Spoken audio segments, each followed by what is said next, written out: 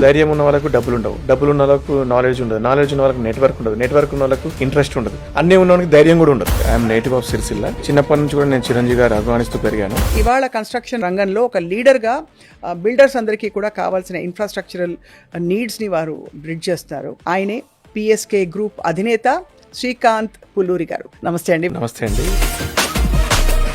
2007 సంవత్సరంలో ఆయన ఉద్యోగాల వేటలో ఉన్నప్పుడు సంవత్సరానికి ₹1,00,000 ఆఫర్. సంవత్సరానికి ₹1,00,000 కాదు, రోజుకో ₹1,00,000 సంపాదించే స్థాయికి ఎదగాలని అనుకున్నాము. ఈ రోజు ₹1,00,000 జీతాలు ఇచ్చే స్థాయికి ఉన్నాము మేము.